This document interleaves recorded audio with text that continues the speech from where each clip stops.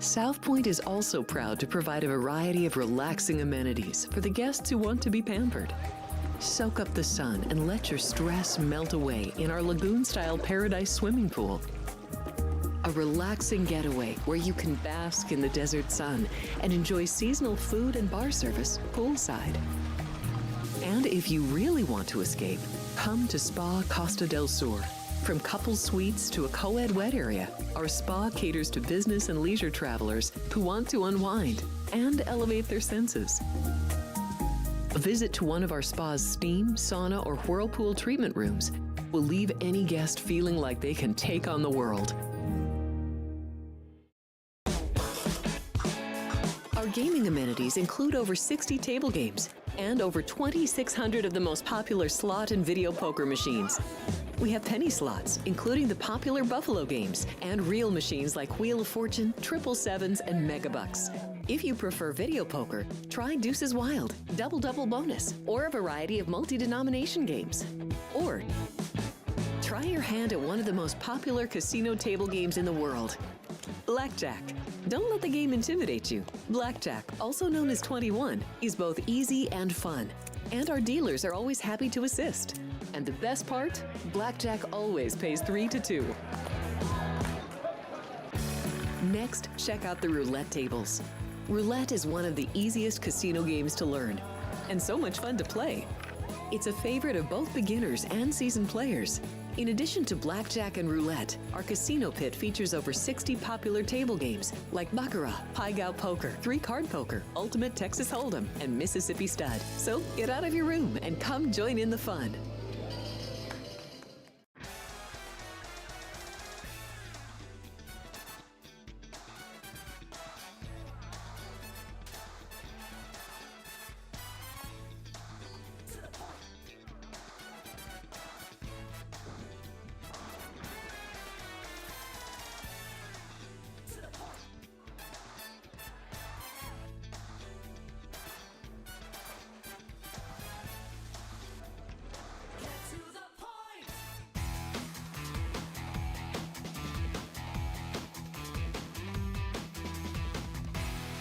Here we go. We've got a good, fun show planned for you today. Sports by the Book. I'm Alex White, Ryan McCormick behind the glass.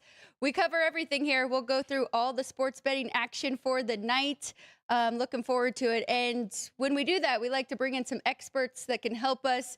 And we definitely have a good one today. Dwayne Colucci joins us in a couple minutes here. And we're going to hit everything from NFL to hockey to baseball, of course. But before we bring him in, Ryan, any thoughts from the action last night and kind of going through our plays and my whiteboard here? Well, I mean, I think the Blue Jays are still hitting home runs off of George Kirby. So, yeah, well, the Blue Jays absolutely bludgeoned the Mariners last night. 14-3 was the final. It was tied for the most home runs in a postseason game in Major League Baseball history. So keep losing in historic fashion in that way. But we got your Mariners team total at the least in that one. And then we got the empty netter from the Mammoth to get the puck line in the hockey. So got some winners for you yesterday. Did love that. You saved us with Utah -1.5 plus 110 there because my under was atrocious. And it's early hockey. You got to tread lightly, especially there's a lot of backup goalies. And we'll get to that today. But a lot going today, too. 11 NHL games on the board. Mariners did get there for us. But you're right. I saw a couple bet slips floating around there. And if you took all the main guys, you did pretty good. Vlad home run, George Springer, Julio Rodriguez keeps doing it, and Cal Raleigh were different guys. You could pick a guys and build a parlay and would have paid pretty nice. So yeah, 8 different home run hitters last night. George Kirby did not have it last night. They kept him in. I think they were kind of trying to save their arms for the next game. But how about the other side? I mean, Shane Bieber gave up that one in the first and then really settled in and pitched a great game there for Toronto. They needed that. And Absolutely. We'll get to tonight's action shortly with Max Scherzer on the bump and see which way we're looking to play that one. And, of course, we've got a Thursday night football game up tonight. Battle of the 40-year-olds. Just the third time in the regular season, 2 quarterbacks over the age of 40 starting against each other. Do you know the other 2 times? I know Brady and Breeze. That's right. Was that both of them? That was both of them, Brady and Breeze, when Brady was on Tampa Bay. And then Breeze won both of the regular season, and then Brady, of course, ended up beating the Saints with Tampa Bay in the postseason. So, yeah, pretty interesting. Aaron Rodgers, Joe Flacco. We know Joe Flacco is very familiar with this team, has now played for 3 of the 4 teams in that division. So I think we're in for a good one tonight. I hope so, at least. One college football game, and I am happy we get both sides, NL and AL, back for baseball. Looking forward to a really good weekend, though, as well in the NFL. Week 7, Week 8 in college football. Really diving into all my numbers and getting my best plays ready for Football Frenzy tomorrow. Anything before we bring Dwayne in again, anything that's really jumped out to you or that you're looking forward to this weekend, college or NFL? I'm just excited for the weekend. Yeah, we were getting, I think, 6 or 5 ranked versus ranked matchups in college football, getting some revenge games in some situations. So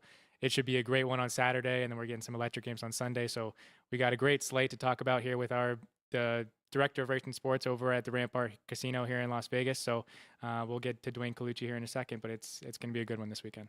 We'll learn a lot about some of these teams, right? I mean, some of these spreads are pretty big numbers. Ole Miss undefeated and catching over a touchdown against Georgia. We'll find out about both of them. And then USC at Notre Dame. I'm really looking forward to that one.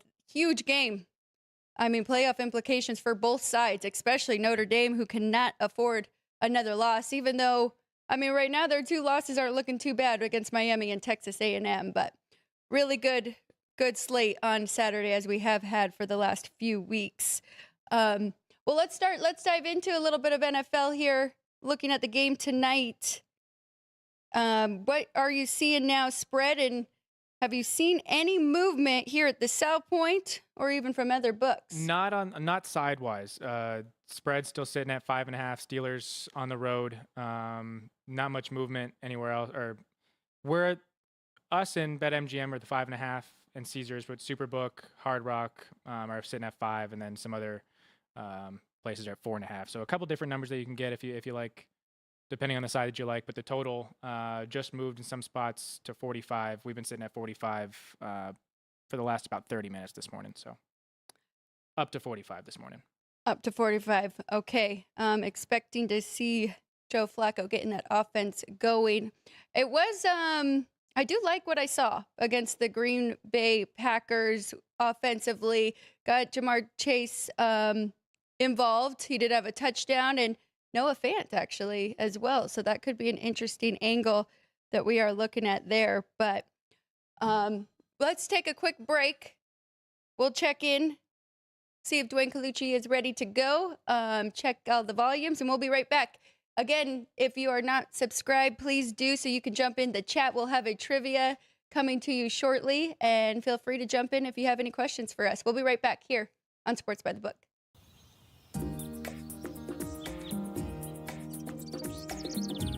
South Point is also proud to provide a variety of relaxing amenities for the guests who want to be pampered. Soak up the sun and let your stress melt away in our lagoon-style paradise swimming pool. A relaxing getaway where you can bask in the desert sun and enjoy seasonal food and bar service poolside. And if you really want to escape, come to Spa Costa del Sur. From couple suites to a co-ed wet area, our spa caters to business and leisure travelers who want to unwind and elevate their senses. A visit to one of our spa's steam, sauna, or whirlpool treatment rooms will leave any guest feeling like they can take on the world. If you're celebrating a special occasion or just love fine dining, you're in the right place. Come experience the crown jewel of South Point restaurants, Michael's Gourmet Room. Welcome. With over 600 different types of wines and magnificent dishes prepared tableside, you'll revel in the rich classic Vegas decor and the best black tie service in the world. This intimate gourmet room has earned accolades galore.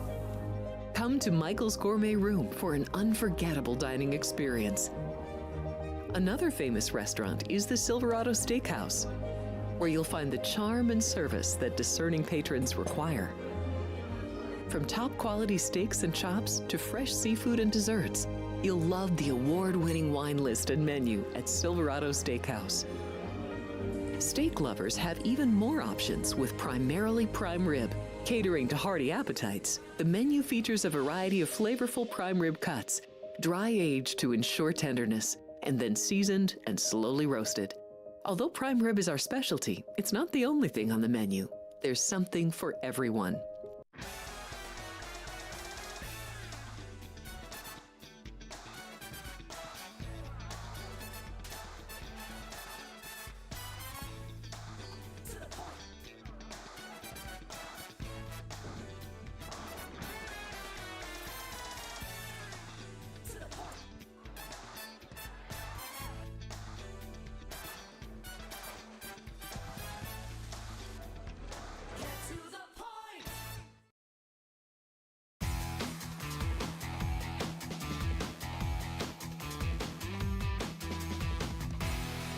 And we're back. I'm Alex White, Ryan McCormick on the other side of the glass. And now we bring in Rampart Casino race and sports manager, bookmaker, and horse racing specialist, our good friend Dwayne Colucci. Dwayne, we're excited. We've got a lot of sports going on.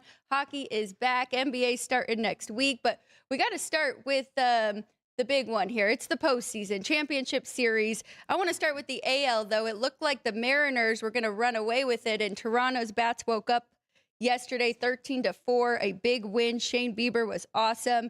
And now tonight, Game 4 in Seattle. Luis Castillo on the bump for the Mariners, and Max Scherzer is going to get the start. We haven't seen him for about 21 days. Mariners just $1.20 at home, and total 7.5 here. Yeah, I was shocked to see Scherzer's name pop up there, Alex. And this is a tough matchup now. Vladdy had, 9 total bases yesterday? Perfect 4 for 4. Just the bats woke up, and eventually it had to happen. You know, Seattle was outplaying them the first 2 games quite easily, got off to a good start, and then all of a sudden, things changed. So it's, a tough series now. They had the home field. They still do. But once Toronto was able to start getting, that lineup stirred up, it was a totally different team. And you could see it yesterday. I mean, Springer 3 for 6, Vladdy 4 for 4, Kirk 2 for 4. He had some big hits. Varsho had 2 hits. Jimenez 3 hits. So, and like you said, Alex Bieber pitched lights out. Now Seattle starts to second guess themselves. I mean, will Rodriguez continue on? I mean, the dumper's been okay, but nothing out of the ordinary. It's been mostly Rodriguez and Polanco, and there's still going to be pressure on these guys and pressure on the pitching as well. We're currently at 120. Seattle, a slight favorite, plus 0.05 on the Blue Jays. Ticket count is real tight on this one, Alex, almost even. And to tell you the truth, the money now is starting to flash on the Blue Jays, which is no surprise. Once Toronto gets going, you saw they dismantled the New York Yankee powerhouse who were in the World Series last year. No reason to think this won't continue. Scherzer is the big question, though, in my opinion. That kind of leads me to the total really quick. Sorry, Ryan, before we get to the other one. 7.5, I'm pretty surprised. I know that it is a pitcher's park, but that's a pretty low number there. Are you seeing any action on either side? Yeah, we're seeing some overaction naturally. A lot of people are agreeing with you, Alex. Nothing massive as of yet, but I think the overaction will come in just because, like you said, you got a 20-plus day inactivity period for Max Scherzer. But, everybody knows that if he's on the top of his game, he could be lights out and definitely dominate a playoff game. But I'm kind of leaning towards Toronto, but Scherzer starting makes me scared because this Seattle lineup is still very, very strong, and they've played tremendous baseball. Let's not just put all our eggs in one basket on one game. Toronto needed that game and was desperate for that game. I thought that was a great game to play them yesterday. But moving forward, Seattle still is holding all the cards, and especially with a guy who hasn't pitched in 21 days, even though he's one of the best, pitchers of the last 20 years.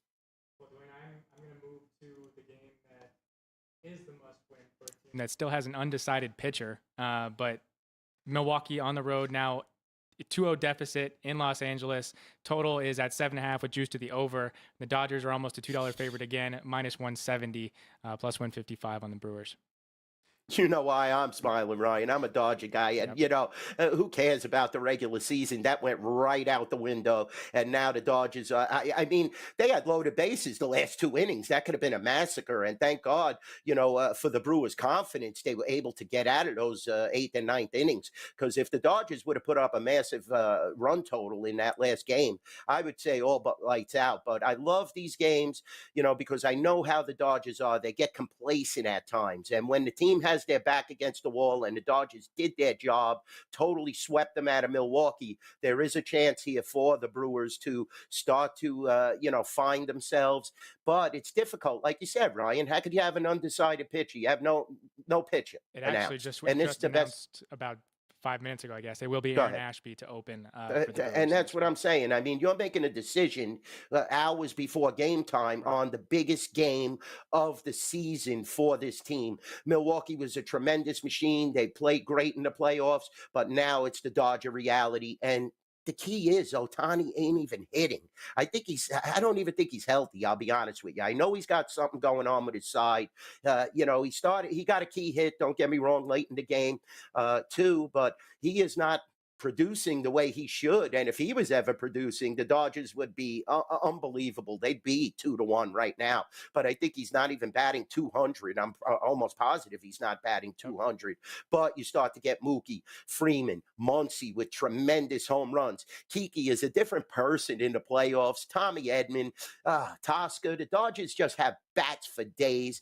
They get good play. They're playing well in the field now. That was one of their holes coming into the playoffs. The relief pitching is unbelievable. They got a complete game last game, so now all the relievers are nice and relaxed. I find it very tough to bet Ashby in this situation in Dodger Stadium, but it's a must-win for Milwaukee. I'll lay off my Dodgers in this game, but they look like a monster in this series, and they look like they're going to return to the World Series, barring some injuries and a catastrophic collapse. You make a great point, Dwayne. If there is a weakness, it was their bullpen, but now, thanks to Yamamoto, they have everybody available. Ryan and I were talking before the show, and we said, why not just throw Mizorowski out there from the start? He's kind of a wild card, but, I mean, he throws the hardest and just take a shot. He played well, or pitched well against the Dodgers in the regular season.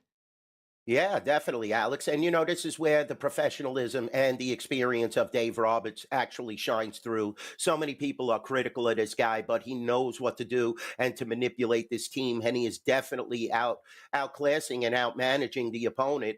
They need to get some timely hits. I mean, Yelich needs to start stroking the ball. Like you said, I think they're confused with who should be starting in these certain matchups. They were 6-0 against the Dodgers this year, Alex. So there's no reason they can't beat them, especially in Dodger Stadium. But now with their backs against the wall and all this pressure and the playoff atmosphere, it becomes a different animal. It's very difficult to back Milwaukee, but this is the only game that you can really back them, because if they lose this game, forget it. The broom is out.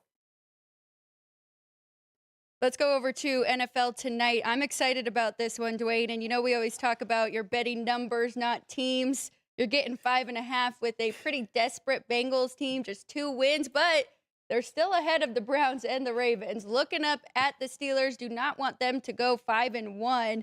What do you like in this one? Steelers laying 5.5 and the total 45. Deadest number in the world, Alex. A bookmaker will tell you that every time. 5.5 is a dead number. I'll tell you the truth. I like the dog in this matchup, but not too much. But Joe Flacco is definitely an upgrade. If he could get the ball to Chase and Higgins, like you said, if the Steelers start to extend this lead, it's all over for the rest of this division. And, I guess the bye week came at an optimum time for Baltimore, but, totally underachieving division. I thought this was going to be one of the toughest divisions. Now Aaron Rodgers is back on top with like a 3-game lead. So definitely a tough game to handicap, because it's in Cincinnati and because you have that dead number of 5.5. The money is 2-1, maybe 2.5-1 in favor of the Steelers. Naturally, ticket count is almost 2-1 in favor of the Steelers. Everybody's going to be, teasing money line parlays, parlaying Pittsburgh to the later games this week. I'll take a fly. I'll take the Bengals in this game, and we're going to need them anyway here at the Rampart in South Point. But I think it's a tougher matchup than it's perceived. Cincinnati has looked so horrible, but now you have have a different dimension. Mike Tomlin has spoke so highly of Joe Flacco in the past week. I don't know if he's just trying to get his players motivated or what kind of tactic he's using, but these two wide receivers really need to help Flacco. It's going to be a short passing game and then extend the field because Flacco won't have much time to pass, but the Steelers have shown holes in this defense, especially earlier on in the season. And if Cincinnati can exploit them, they could definitely move the ball and possibly win this game. Like I said, 5.5, a dead number, total of 45. I mean, we're seeing overaction, obviously, there. But I kind of like Cincinnati, but it's hard to like a team that's, not winning games. Yeah, very true. But I feel like a lot of the talk this week has been about the familiarity now in this game, not just in the fact that it's a division rivalry game, but yes, Joe Flacco being now the quarterback of the Cincinnati Bengals. Our poll question for the day was which plus price prop will you be taking in this one? So Aaron Rodgers to throw an interception, DK Metcalf receptions over 4.5, Joe Flacco's passing touchdowns over 1.5, and T. Higgins receptions over 4.5. Dwayne, are you seeing much action in the props over at your property? Yeah, we see some good action now, Ryan. We extended the prop menu, and I definitely think T. Higgins in this game, Flacco found him a few more times than Browning was finding him. I think that's an excellent prop to keep an eye on, completions to Higgins. Also, I would look at the Flacco over touchdowns, 1.5. For them to win, they have to score, and you're definitely going to see the wide receivers and the passing attack in full throttle when you have these great wide receivers. So, those are a couple of the, props that we definitely have to keep an eye on. Also, Aaron Rodgers, possibly if you think he can make a few mistakes and you like Cincinnati in this game, you have to bet that he could turn over the ball and make those mistakes. So, those are definitely a few of the propositions that I'm looking at on the player props. And we have an extensive menu now. We have player props as well as game props for these Thursday night, Sunday night, and Monday night games. And now we've had a ton of Monday night games, 2 per week almost average. So definitely keep your eye on our proposition menu at the Rampart and South Point. Chris is doing a fabulous job with that as we try and garner as much handle as we can from the market here in Las Vegas.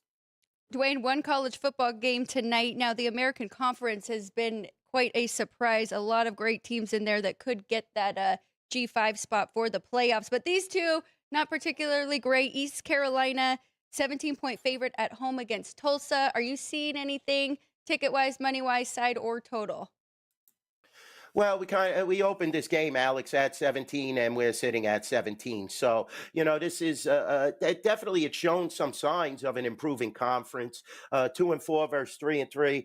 I'm looking right now. We're seeing slight edge East Carolina on the ticket count at 2-1, and the money is getting near 2-1. And they're laying 17. That's what we opened it at the Rampart and South Point. Total of 54.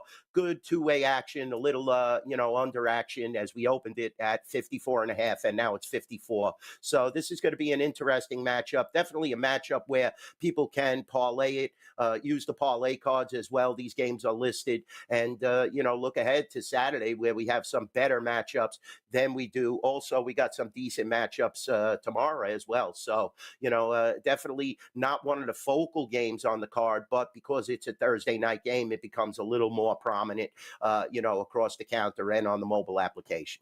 Well, Dwayne, now I'm going to move over to one of those games on Friday, probably the biggest game being that it involves the number 2 team in the country, the biggest favorite on the board, hosting Louisville, Miami, 13.5 at the South Point, totals at 50.5. Are you seeing much in that one? Yeah, definitely. Right. We're going to see Miami money now. They're playing at an exceptional level. We opened it at 13. It's now at 13.5. Ticket count is now over 2-1, Ryan. So, Miami now, Beck, is just unbelievable. They've righted the ship there. They've definitely turned the corner. They're one of the top teams in the country remaining. Just such an impressive performance over the past 5 weeks for this team. And I expect that we're going to have to take them down on a lot of parlays parlays and teasers throughout the rest of the season, as well as the straight bets. Money is real close, though, surprisingly. The ticket count, that's the general public. The sharps have actually backed Louisville slightly in this game because the money is getting real close. So that sharp money that's coming on Louisville, I think this game, though, when all is said and done, will get to 2 touchdowns. I would lay if you're betting the favorite now, possibly wait if you like the underdog. But Miami has done very little wrong. I think they're definitely a team to be reckoned with. Louisville, though, has been solid, so keep your eye on it. 4-1, I think that team is. So this is a marquee matchup, and definitely you don't want to see Miami slip up if they, it'll definitely destroy playoff chances with some of these SEC teams playing at a high level.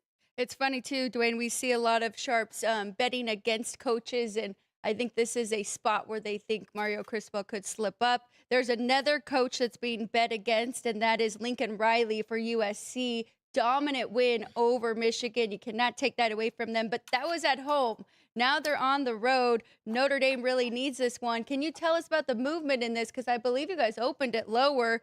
Now we're seeing the Fighting Irish 9.5 in this rivalry game here. Yeah, we opened it at 8, Alex. You're 100% right, but I don't like Notre Dame in this spot. I mean, they played terrible, and it's a key game for them because for some reason they keep these teams alive when they lose bad games, and they want to keep these named teams alive. But USC really played well last week at home, like you said. I would definitely be looking to take 9.5 here, and the sharps are.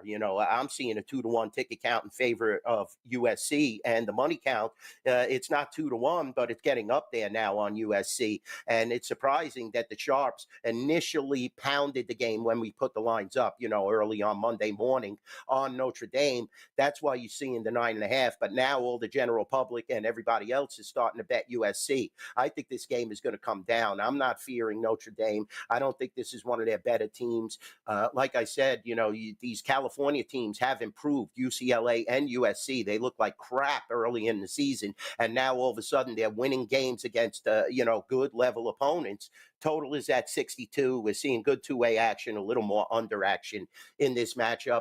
I'll take 9.5 all day. If it ever gets to 10, I'll take it. And there you go with Vinny.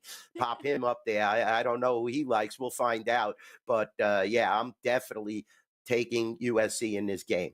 Yeah, I mean, we're absolutely going to find out who Vinny likes in that one tomorrow. I personally am on the Fighting Irish in that one. But we got 2 more college games before we go to the NFL. We'll go to one of our state neighbors in Arizona, going to Tempe for the Arizona State Sun Devils hosting the number 7 Texas Tech Red Raiders. That one opened at 11.5. Red Raiders favored on the road, but now down to 7.5. What are you seeing there, Dwayne? Seeing Arizona State money, believe it or not. I mean, we opened it higher. Texas Tech, Texas A&M, Texas, they all played great last week, I'll tell you. Tech and A&M are really impressive at this stage of the season, and I'm very shocked that Arizona State took all this initial sharp money, and especially I'm seeing it. It's all on the straight bets. The parlays and teasers are all on Texas Tech. So 7.5 isn't a bad number, but you're playing on the road. Keep that in mind. It's definitely a tough spot to play. Like you said, the opener, 9.5, now down to 7.5, even 11.5 I'm seeing on this sheet. So Texas Tech actually opened at 11.5, and now it's down to 7.5. I like Texas Tech in this game. Dwayne, I'm going to switch over to some NFL for our Sunday slate week 7 before we get to some hockey, which has been requested that we go through some games with you. Let's start with the Raiders. They get their first home win, and you got to say over a very bad Titans team. Is it a win? It is a win, Dwayne. It counts in the win column. But now they have to go and face Kansas City, who looks like they have turned the corner here. But the Raiders have always played the Chiefs tough. Is 12 too much here? That's the whole key. Is 12 too much? I mean, the Raiders aren't going to play tough this weekend. I'll be honest with you. They're traveling on the road. I mean, Alex, I don't know. Geno Smith looks horrible. Now they're saying Pete Carroll might be on the hot seat. I mean, that game was just gift wrapped. Tennessee fired their coach after the game. Tennessee looked god awful last week, and they just They have no formula, and they just conceded the game to the Raiders. Chiefs, though, like you said, you throw up the orange and you tell a team to catch it. With the AFC being wide open now, Buffalo has shown a lot of holes. Baltimore is nowhere to be found. Chargers came back down to earth, life and death to beat the horrible Dolphins. Denver, a young quarterback, but they're starting to play a little better. Wow. When you're thinking about the Colts as the top team in the AFC, that's a shocker. Jonathan Taylor and Daniel Jones have been the recipe there. So Patrick Mahomes definitely feels the pressure to win and definitely a chance to where they could be the AFC champion again. And we discussed this last week, where they were actually the underdogs. And it's only happened a couple of times in the last 5 years at home, but yet they blew out the Lions. And, it was just a tremendous effort. They're getting healthy. They're so well coached. I mean, it's so hard to bet the home team here. I know it disappoints Las Vegas fans each and every year as this team can't turn the corner and elevate to a top level, especially with the front office that we have now with Davis, Brady, and all these people giving their input, but it has seemed to backfire. The Pete Carroll, experiment and the Geno Smith experiment. Gotta like the Chiefs here. I mean, it's -12, which is very high, but the ticket count is 2-1. The money is 4-1. Naturally, definitely, it's going to be tough, but we're going to see some Raider money. I definitely, just now, as I saw, we took a nice bet on the Raiders. So when you get to 12, like you said, Alex, that's a lot of points in an interdivision rival, and it's the very tough division right now. So maybe the Raiders could show up. I mean, if they could get the ball down the field occasionally, it would be nice if Geno could connect to one of those wide receivers and get things going. And, if Genty could get off the hook. But yeah, tough spot, very tough spot for the Raiders. But the point spread is right if you're going to take the underdog team here and our home team, Las Vegas Raiders. Yeah, we'll go from a massive home favorite in the Chiefs to now a home underdog in Minnesota. The Vikings are getting 1.5 against the Eagles. Eagles should be getting Jalen Carter back after missing Thursday night, extended week after a loss to the Giants. But the Vikings still question marks of whether they're going to have Carson Wentz at quarterback or J.J. McCarthy's coming back. He was limited in practice. So 1.5 Eagles on the road, total at 44. What are you seeing there, Dwayne? Yeah, we opened at 2.5, and it got back down a point, Ryan, which is surprising to me with the quarterback status up in the air. I mean, I guess Carson Wentz does have incentive if he's playing against his old team, but that was, like 10 years ago now when Foles spelled him. So, I don't know. I kind of like the Eagles to right the ship here. They definitely have a lot of pressure now in that locker room. Sirianni has to flex. He has to get Hurts and the wide receivers, A.J. Brown especially, on the same page. I think you're going to see a steady diet of Saquon here. I'm not sure if J.J. is going to suit up. That ankle is still sore from what I'm hearing out of Minnesota camp. So it looks like Carson Wentz, and even if McCarthy does step into this game off of the bye week and the Europe game, it's a definite tough scenario, even though you're at home. And this is the game they were pointing for him to come back. And it's, a very, very tough spot, especially with the Eagles now chomping at the bit to get back into control of the NFC, especially with Tampa Bay playing so well. Teams like Atlanta are playing well, Green Bay. There's a lot of teams out there now that are definitely,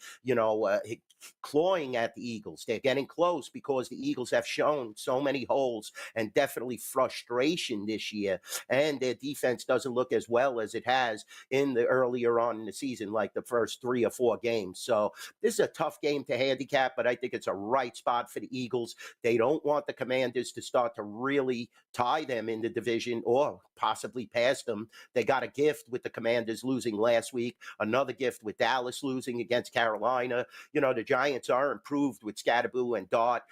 So this has definitely turned out to be a tougher division than I perceived. I thought that the Giants and Dallas would be totally out of it by about week 6, week 7, and they're not. They're still involved. So a lot of pressure on the Eagles, but I think they win this game by a touchdown or more.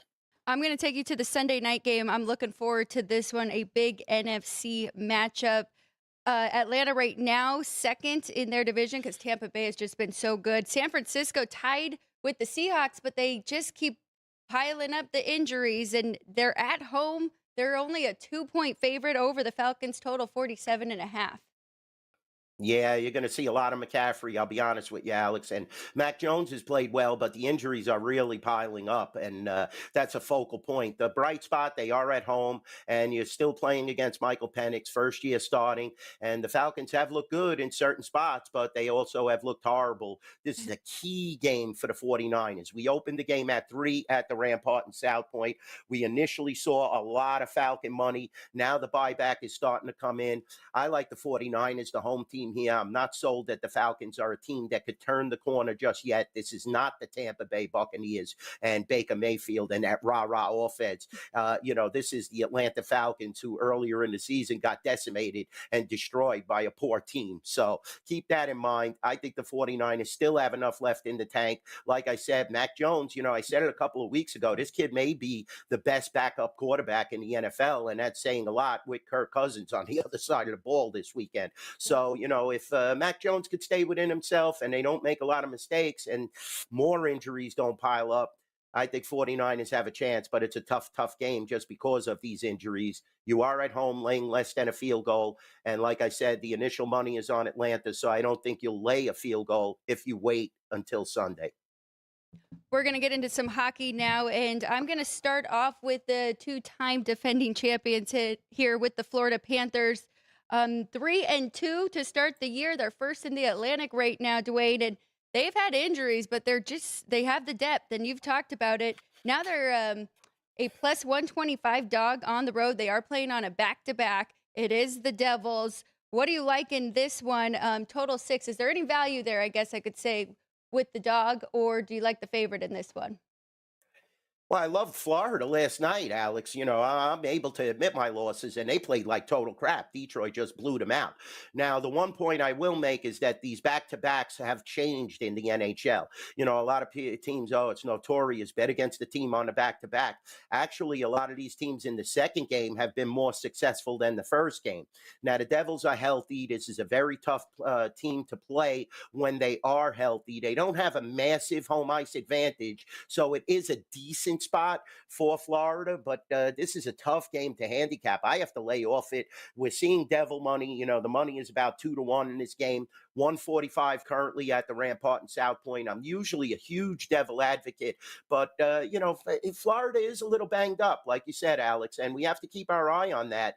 Last night's game was definitely a measuring stick. I'm looking at the stats here, and it's kind of confusing that they weren't able to put the puck in the net. Bobrovsky played last night, so I doubt he'll play again tonight. Maybe the Devils have a good chance here, especially with the line. We're telling you as bookmakers that they're tough out, and Hughes is healthy. So let's see how this game plays out. Slightly like the Devils, but like I said, the back-to-back ain't as bad as it used to be in the NHL. Dwayne, I'm curious about a home dog in this next one, going to Philly. The Winnipeg Jets have added some veteran leadership on that team and have looked a lot better to start the year. Just the kind of team that they've built around, but so have the Flyers. The Flyers made the trade for Trevor Zegras, and have kind of been able to put the puck in the back of the net at a consistent rate to start this season. So Flyers underdogs at home, plus 115 here at the South Point. Totals at 5.5 with juice to the over. Yeah, we're getting Hellebuck against Urson. That's what I'm seeing right now. I kind of like Winnipeg in this game. I think the veteran leadership, like you said, Ryan, is definitely what could be the right, formula to get this team possibly to the Stanley Cup Finals. You have the best goaltender in the world. The Flyers. They have Michkov. He could definitely score the puck. But, I like the Jets in this matchup. I'll be honest with you. That's why you see him 140 on the road. Money is even. Ticket count is even. Total is 5.5. Overshaded to minus 120. I think Hellebuck shuts this team down. I like Winnipeg in this matchup. I'm glad you brought up that back-to-back because I noticed that last night. It happened with Ottawa and it happened with the Panthers. And now we have one team that is the first of the back-to-back, and that's Vancouver, and they're facing a really good Dallas Stars team. So I'm curious your thoughts on this one. The Stars, it's not Ottinger. I'm seeing Casey DeSmith will be the starter, and it'll be Demko on the other side, who we know is a fantastic regular season goalie. Anything that you're looking at or eyeing in this one? Well, Demko's trying to get back on track. Last season was a catastrophe. He was banged up the Yeah. 3 quarters of the season. And definitely, he is one of the top goalies when this man is healthy. And this is a good opportunity for Vancouver, especially without Ottinger between the pipes. But Dallas really is flexed. They've looked decent and improved, actually, early on in the season. But, I think this is a decent spot for Vancouver. You're getting a huge price on this, Alex. Look at that price at 155 at the Rampart and South Point. Naturally, ticket count 10-1 on Dallas. Money is 2-1. I'll take the Canucks. I love when they load up on one side in the NHL to take the other side. And, definitely I think the Canucks are a little improved this year. And if Demko could hold them in this game, they're going to win this game. Good price. Well, before we get to an exciting announcement here in Las Vegas, I do want to go to your favorite team, Dwayne. The Montreal Canadiens are hosting the Nashville Predators tonight. It is minus 145. Excuse me. Yes, minus 145 Yes. on the Habs, plus 125 on the Preds. Total at 6. Yeah, you're getting Dobish tonight. So the Canadians, that's been their slight little flaw, in my opinion. Samuel Montembeault hasn't played that great. The other night I was on Twitter. I made a comment. It looked like his glove was dipped in cement. He couldn't get his glove up. They were just scoring on the glove side, left and right. But Montreal still won the game. And this is what the professionalism and the class this team now has. And they're actually putting fear into the opponent, especially at the Bell Center. I mean, I definitely think Montreal is a contender in this Eastern Conference this year. That's why you're seeing 145 with the backup goaltender. I mean, the roster is so deep. Nick Suzuki is leading this team. Tons of assists. Cole Caulfield is scoring at a high level. Ivan Demidov, unbelievable. And Lane Hudson has his 8-year contract. You add in Dobson. You add in the kid from St. Louis. That was a steal of a trade. I'm loving what the Canadians did, and they actually locked up the front office now. So this is going to be an unbelievable matchup. I definitely like Montreal in this position. Dwayne, it looks like what Ryan was talking about. The Golden Knights are closing in on a 2-year deal with Carter Hart. Any thoughts on that before we get to the game they have? They're hosting the Boston Bruins later. It definitely, you saw Aiden Hill. He left the game the other night and he was banged up. So, I don't know what type of injury he has. You can't rely on Akira Schmid, in my opinion. So you have to go out and get Carter Hart. I don't know what the price is or how high the price will be. So, I definitely think it would be an improvement, but he has an inactivity period, Alex. We have to take that into consideration. The defense looks porous at this point. The offense looks good. Marner's starting to fit in. Jack Eichel, unbelievable, scored those 2 goals. They just stole that game against a bad team, though. Keep in mind, Calgary did not look good at all.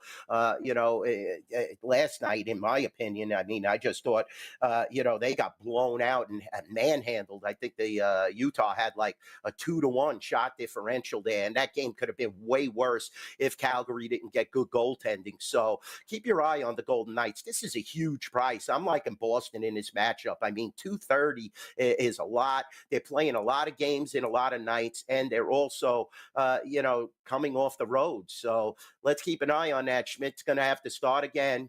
I unfortunately like the Bruins in this matchup to all my Vegas Golden Knight fans. And, I am a Vegas Golden Knight guy other than the Canadians. So it's shocking to say this, but I'll take another big plus tonight, Alex. We're looking at the Canucks and we're looking at the Bruins for big, big prices. I'm with you, Dwayne, and I hate saying it too. And I know that Vegas will continue to improve. They have all the pieces. We've got to work on the defense. But Jeremy Swayman's playing great. The Bruins are 3-1. People expected them to have another rough year, but right now they're playing good hockey. So I'm with you. That's just too big of a price there.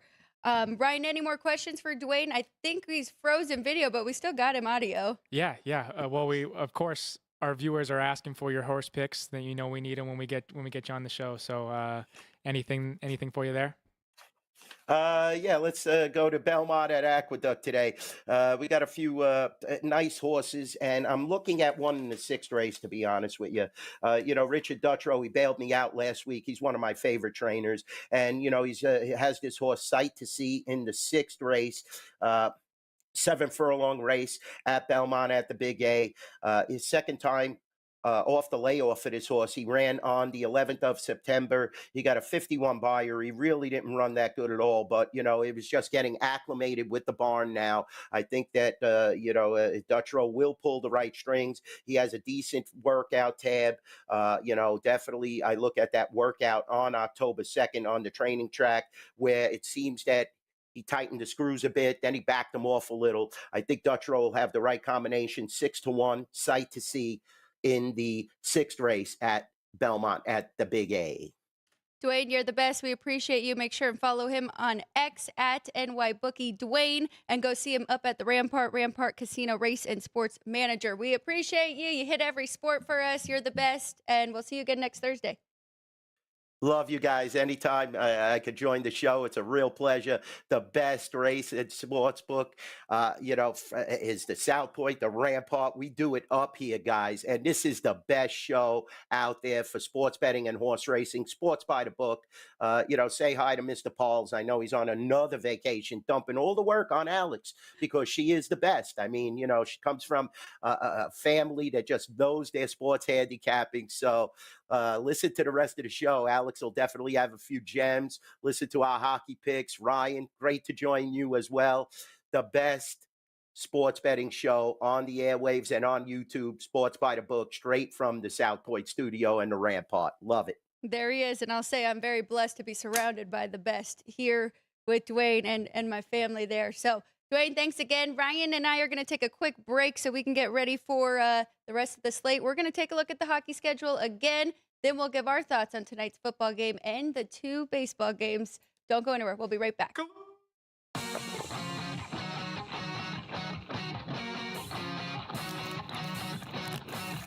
Once you've satisfied your hunger, get ready for more of the hottest casino games in Vegas.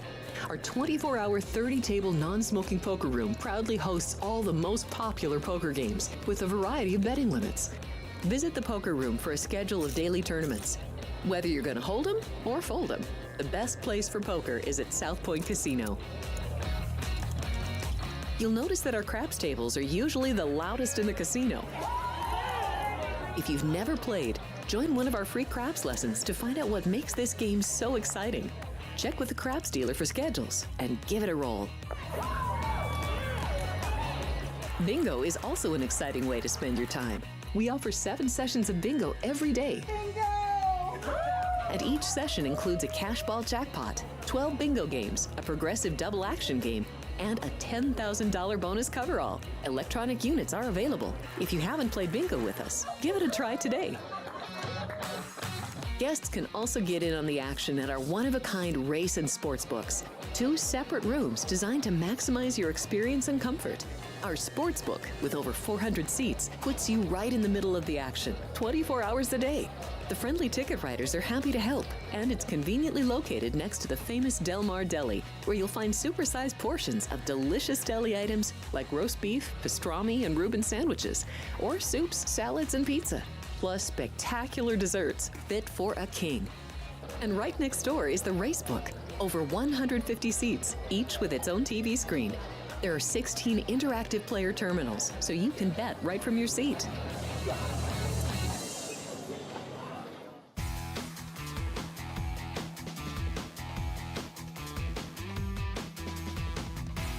Welcome back, everybody. Another thank you to Dwayne Colucci. Got a lot covered there. Again, please jump in the chat. We'd love to hear from you. Our trivia ticker should be live, brought to you by City Light Shine. And then we will have a poll, which Ryan had mentioned when we were talking to Dwayne. So jump in. And then a few comments already. And I can't say I disagree, where Jern said that Murphy is playing completely different in the NLCS than what got them there. He wants no part in Milwaukee, and it has looked like that through 2 games. We'll see if they can turn it around tonight. But let's take a look at that hockey slate as a whole. And I have to say, I agree with Dwayne on the 2 big dogs that he was leaning towards. I'm glad he brought up the back-to-backs. Hockey's very important to check schedules, just like the NBA, because it's a grind. But kind of just keeping an eye on how teams are playing, if it's the first or the second of the back-to-back where they do better. And sometimes guys really step up when they have their backup goalies in and get a little bit lax when they got their their star guy there. Very interesting news about the Golden Knights as well. But Ryan, anything jump off the board to you that you're looking at tonight in hockey? Not necessarily. We kind of went through the games that I was kind of looking at with Dwayne getting the book's perspective on it, so we can kind of just run through things if you want to do it that way. Well, I agree with him. I'm going to stay off of that Florida Panthers and Devils game. I do agree with him with those those big dogs. I think there's a little bit of value there with Vancouver, especially that it's not Ottinger. And then with Boston, too. Hate to say it. Yeah. Starting with the first game on the board, I am a little intrigued with this one and the dog here because Ottawa's lost 3 in a row, not playing like they played to end last year, right? Kind of starting slow once again. And Seattle's been playing pretty good. 2-0-1 on the year. They're third in the Pacific. So curious, your thoughts there. Do you think there's some value there, too, with the Kraken? Yeah, I absolutely think there's value there with the dog. The Senators are missing Brady Tkachuk, and they're going to be without him for the rest. It's supposed to be this next month. And then, yeah, Seattle is now in year 4 since they were the expansion team. And so they're finally expecting things to get how they've planned their build to go. And so this should be the year that they at least make the playoffs and start to make runs. So yeah, I would have to think it starts here, and they're able to get a win on the road early in the season, and would have no problem with that plus 130. Do you have anything on the side or on the total there at 6? No, I'm not going to touch another Ottawa total for a little bit, even though I think that had more to do with Buffalo, who made it look really easy last night. But I think that number is just right here. Okay. I've got 6 under, minus 125, and we're at 6 over. Yeah, well, see, So I that guess makes you could sense. take your under. Yeah, But again, if you don't want to touch Ottawa, that's fine. No, I don't. And there was one total, and I kind of brought up when we were talking about the Canucks in Dallas, where originally I thought it was Ottinger, and I thought we were going to have a great under. But now I'm kind of nervous, want to stay off of that one as well with Smith going. I think that's really it down the board. Did you have an opinion on the Jets or Flyers? You seem to like what you've seen from the Flyers so far. Yeah. I'm liking what I'm seeing from both of those teams. That's why I was curious of Dwayne's thoughts. I do think Winnipeg adding Jonathan Toews adds a whole another dimension to the veteran leadership of that team. And then the offensive philosophy in Philadelphia, adding Trevor Zegras, and like Nick had mentioned, a brand new head coach there in Philly. So just complete, not a turn of the tide in Winnipeg, but just adding more to have a substantial run, hopefully later in the year. And then Philly actually starting their rebuild and looking like they're on the right path to do so. So just thinking both those teams will be good going further into this year is why I was curious on that one. So there we have the full slate today, thanks to our crew back there. So go ahead and put in the comments if you like anything too. We're kind of looking for value with dogs, but there is definitely there can definitely still be some value with some favorites. So let us know if you have one that you really like tonight, or even a total.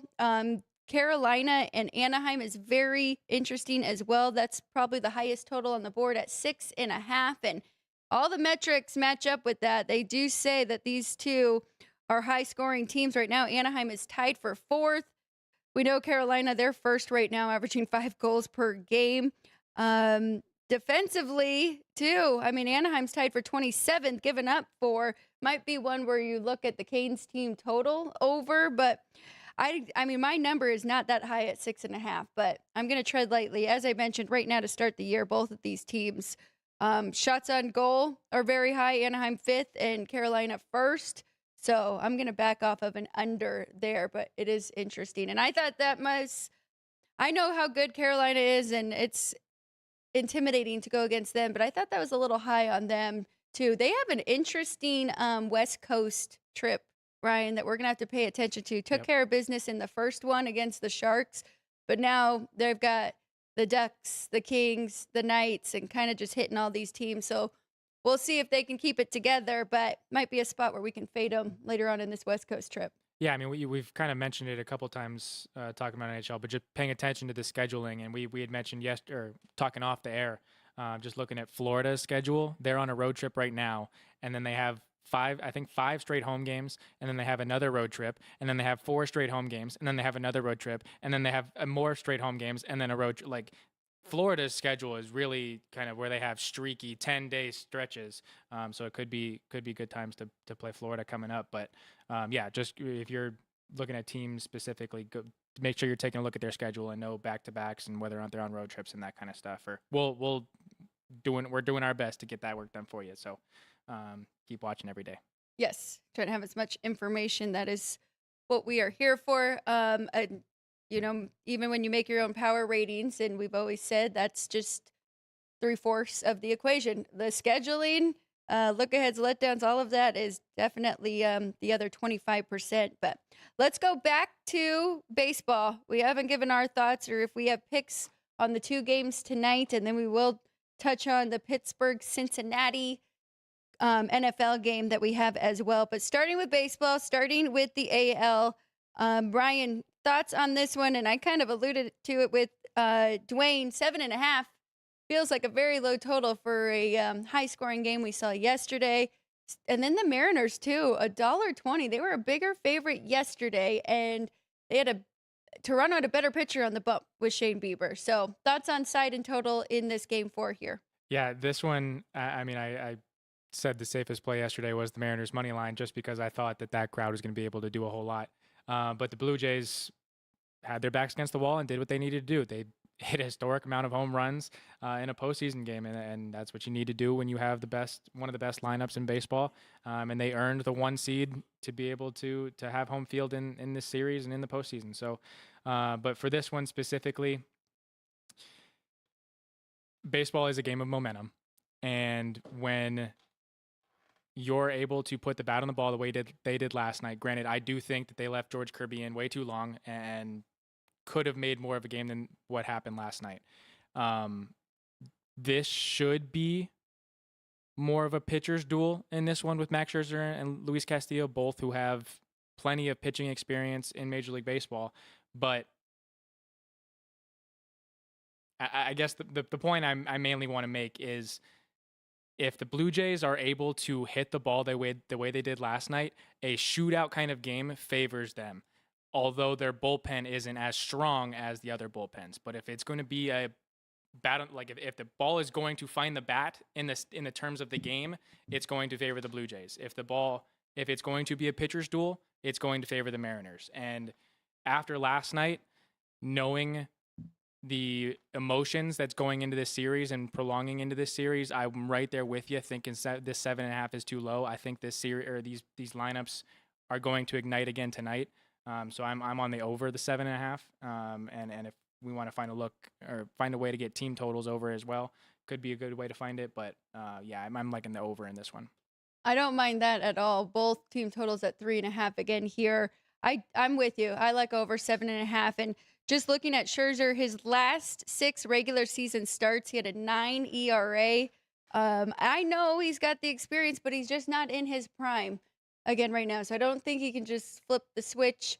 I definitely think the Mariners are going to be able to get to him. And then on the other side, Luis Castillo, very good, but can definitely give up some runs here. His median on the year is 2. And the way Toronto is hitting, they are tough to slow down. So I like over 7, and I lean to the Mariners getting this one.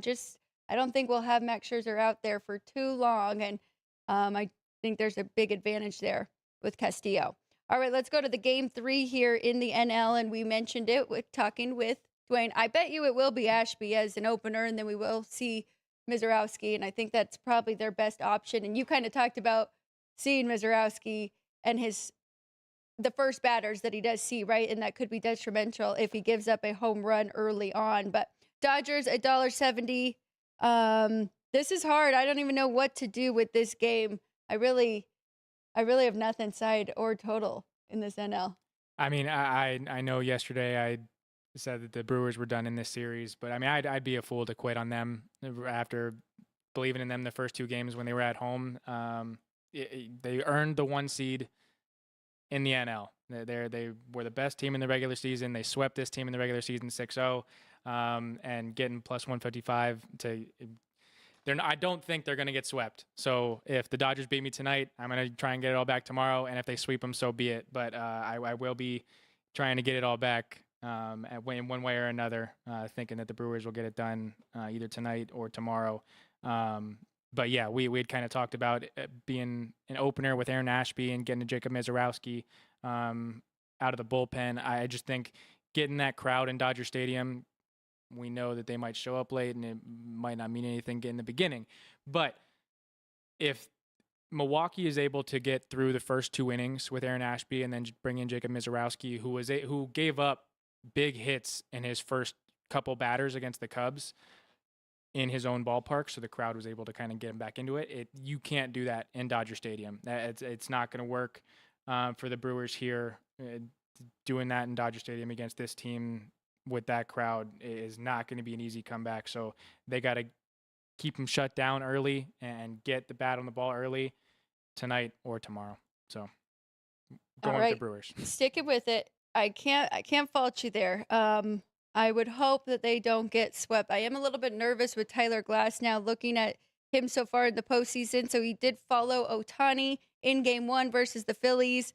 Didn't have to go long, 1 2/3, 2 hits, scoreless, 2 walks, 2 strikeouts.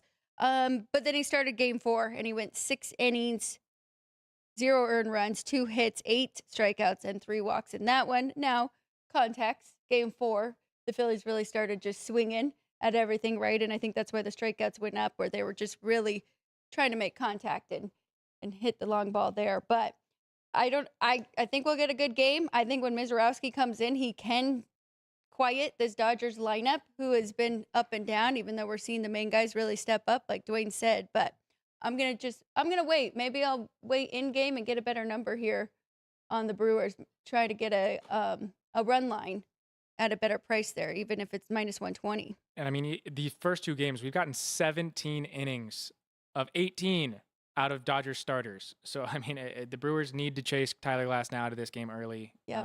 And get to that bullpen. And I know Dwayne made the points that the bullpen hasn't been getting used, but that's what the Dodgers want. They don't want to have to throw the guys out there because they don't trust them at all. So if it doesn't matter if they're necessarily fresh, they're not trusted. And the Brewers should be able to perform at a level, unless beating the Cubs was their World Series and they're just hungover and they can't compete with the Dodgers at this point. But I would like to think baseball going to happen.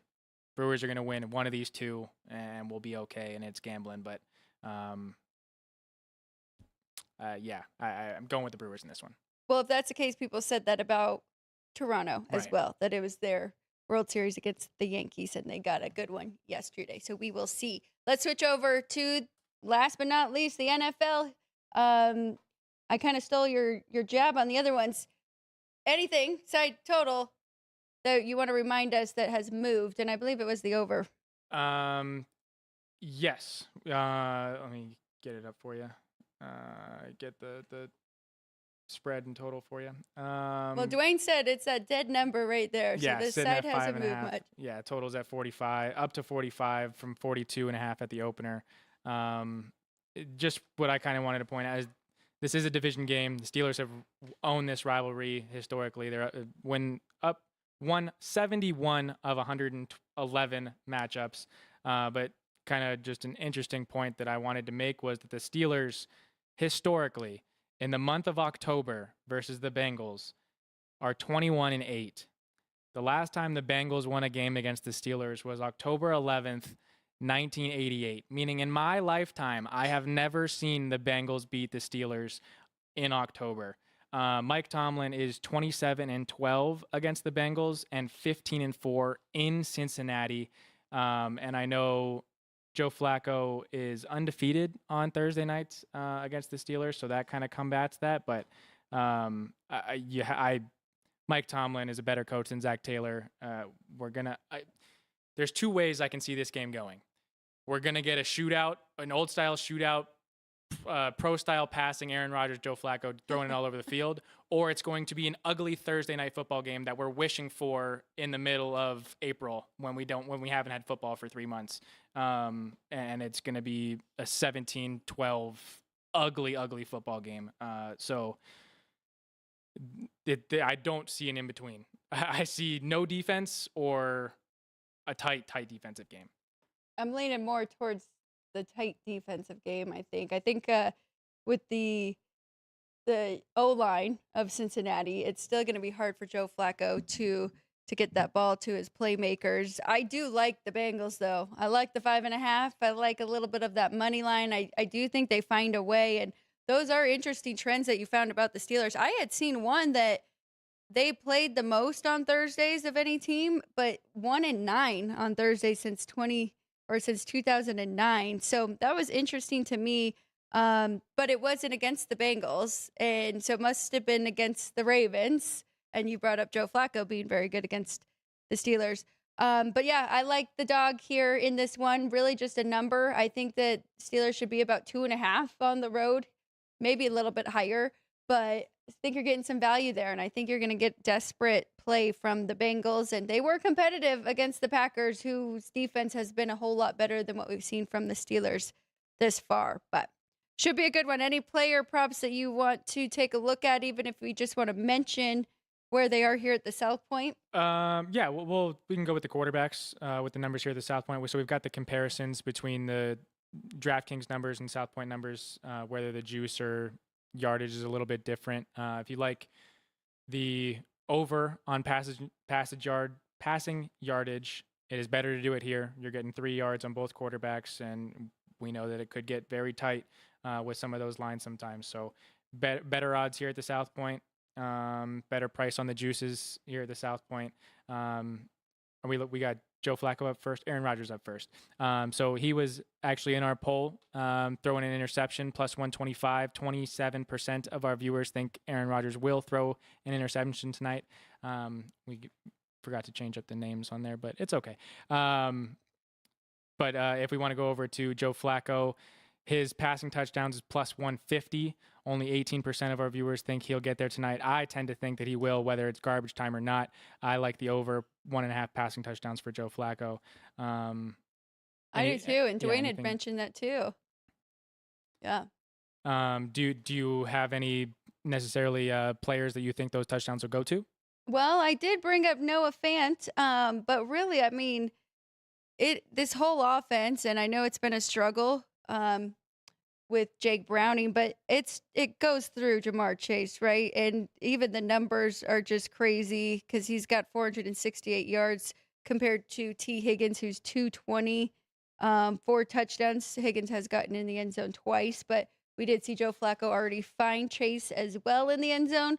So it's tough to not go to him. Now, I do think that Chase Brown could have a big game here because we saw Breece Hall run for over 100. We saw Kenneth Walker get over 100. So Chase Brown could have a good game here. And he's even got 24 targets, 20 receptions on the year. So maybe not going just rushing yards, but tying up the rushing and receiving for him.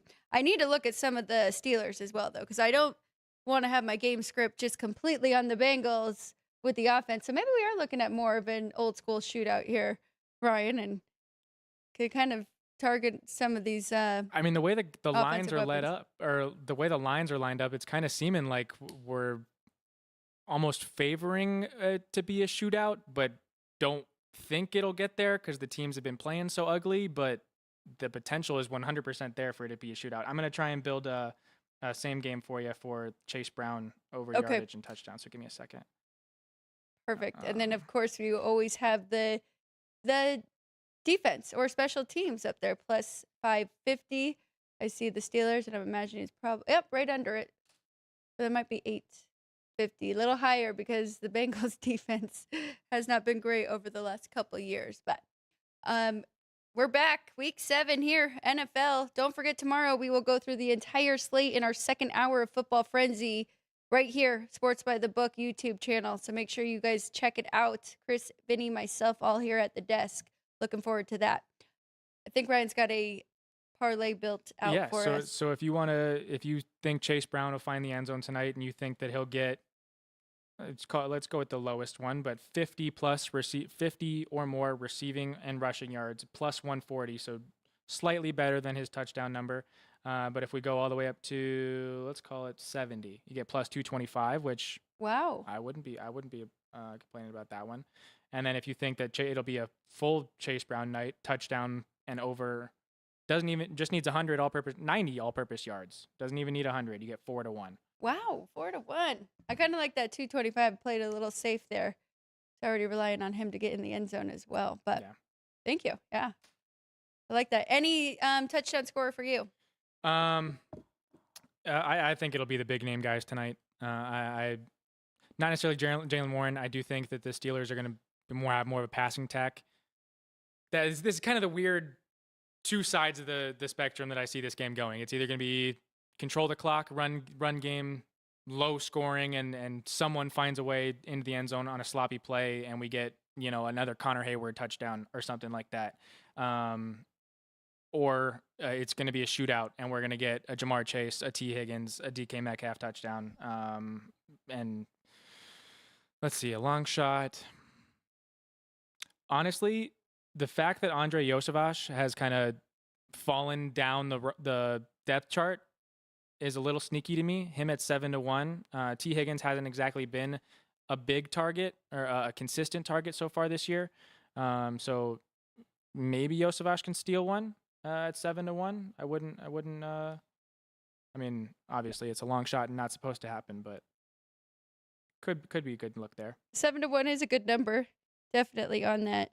I'm just looking at the running backs right there. I'm pretty surprised by Warren's number compared to Gainwell, because Gainwell has actually scored 3 rushing touchdowns already this year. So the fact that you're still getting a plus price there is a little surprising. I think there's some value there. Yeah. Because they've been splitting. I mean, they're pretty much just a 1-2 when it comes to snaps and carries. So yeah, this game kind of feels like you can build some good same game parlays and get some money tonight. All right, well, that's it for us. We do have to go through the trivia and the poll question. And if you guys had anything else in the comments for us, please let us know. We'll be back tomorrow, 10 a.m. to go over all of Friday's action that's relatively not football. We'll hit on the college football games quickly. There are 4 of them and 3 really good ones. And then 12 p.m. to 2 p.m. we have Football Frenzy, but I'm going to throw it over to Ryan to go through trivia and the poll as we do. Well, we'll go through the poll first since we just talked about the Thursday night game and going through the props there. DK Metcalf over 4.5 receptions was the runaway choice, I guess, for the plus prop. So a lot of DK Metcalf action tonight. 37% of our viewers. Rodgers throw an interception at 27%. Flacco over 1.5 passing touchdowns plus 150, only 18%. And same thing with T. Higgins, getting plus 135 there over 4.5. I don't think he'll go over on that one, so I'm kind of with the poll there. So DK Metcalf is where our poll's going, over 4.5 plus 110. If we go over to our ticker trivia presented by City Light Shine, we've got a soccer question for you today. So on this date in sports history, October 16th, we're going to 2004 for this one. 17-year-old Lionel Messi made his La Liga debut with Barcelona FC, the club he would go on to play for 17 seasons. How many league goals did Messi score with the club during his tenure from 2004 to 2021? The answer for that one, a whopping 474 goals for Barca and La Liga in 464 games. So 10 more goals in 10 less games with the club, more than a goal per game average. The club would win 10 league titles in 17 years with Messi there. He has the most goals in La Liga history. And that's what we've got for you for today's City Light Shine. Very good. And then any last comments? And I do have some whiteboard plays. They are ready to go. Ryan, anything official that you want to throw out there at this time? It just going back to the Brewers, trying to get everything back. So Brewers, if not tonight, it'll be tomorrow. And if the Dodgers sweep me, so be it. But we're gambling here, baby. So Brewers tonight. Would like to see Mizorowski in the third, coming in not on a huge deficit, and go 4 or 5 scoreless. That's what I want to see from them. Okay, here's my whiteboard picks for the day. I am kind of piggybacking from Dwayne, going with the Vancouver Canucks here at a good plus price.